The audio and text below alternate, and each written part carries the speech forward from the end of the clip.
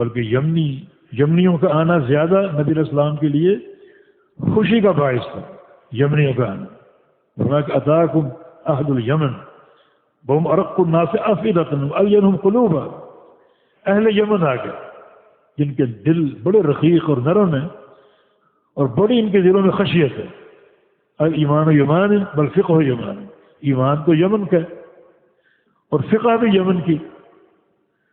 اور ایک حدیث میں پڑھا ہے کہ انی اجد نفس الرحمن تلقاء الیمن. میں یمن کی طرف نفس الرحمن کو پاتا ہوں. رحمان کا نفس میں یمن کی طرف دیکھ رہا ہوں. اس حدیث کا کیا معنی ہے؟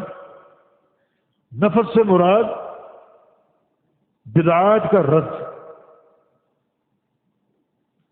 جو بھی خباثتیں ہیں غلاظتیں ان کا ازالہ، شرک کی نفی، بدعت کی نفی. جس شد و مست یمن سے ہوگی اور کوئی قبیلہ اس طرح کامیاب نہیں ہو سکے گا. مانا اہل یمن ان کے دلوں میں اتنا ٹھوس ایمان اور توحید ہوگی کہ وہ لوگ صحیح معنی میں بدعات کو رد کرنے والے ہوں گے. نفس کا ایک معنی سانس ہے. نفس وہ معنی سانس جس کی جمع انفاس آتی. ایک ہے نفس فا کے سکون کے ساتھ، اس کی جمع نفوس ہے.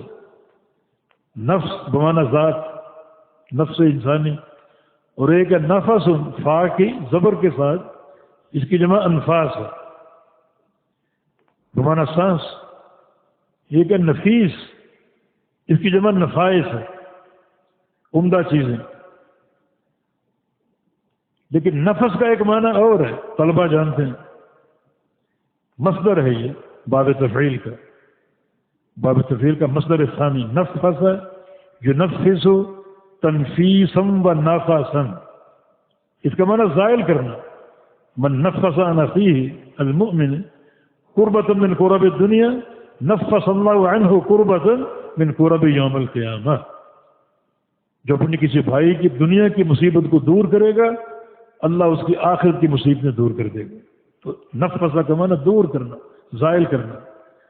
تو میں نفس الرحمن اللہ کا توفیق دینا بدعات کے ازالے کی زیادہ کہاں پاتا ہوں؟ یمن کی طرف. اس کا معنی یہ ہے کہ جو لوگ بڑی شد و مد کے ساتھ سنت سے محبت کرتے ہیں اور بدعت کی نفرت، بدعت کی مذمت، بدعت کا رد، اہل بدعت کا رد. یہ نہیں کہ بدعتیوں کو قریب بلاؤ، ساتھ بٹھاؤ اور ان کا اکرام کرو، ان کو عزت دو، کچھ بھی ہو، چاہے ان کا کام آسمان تک پہنچا ہو، لیکن بدعتی مقہور اور ذلیل قوم ہے. وہ کسی قرب کا مستحق نہیں ہے. اس کا قرب آپ کو نقصان دے گا. نبی علیہ السلام نے ایک حدیث میں اہل بدعت کے قریب جانے کو بھاولے کتے کے قریب جانے میں تشبیہ دی. بھاولا کتا کیوں؟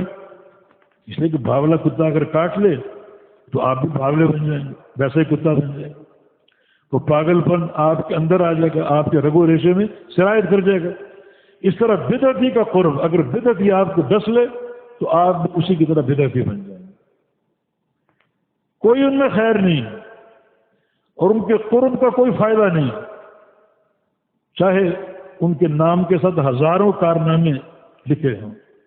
مگر بدعتی ہونا ایک ایسا عیب ہے جو ان کی ہر قسم کی توقیر کو اور تعظیم کو باطل کرتا ہے. من وقر صاحب بدعہ فقد اعان علی ہدم الدین. جو کسی بدعتی انسان کی تعظیم اور توقیر کر لے اس نے دین کو ڈھا دیا، اپنے دین کو مسمار کر دیا اس نے.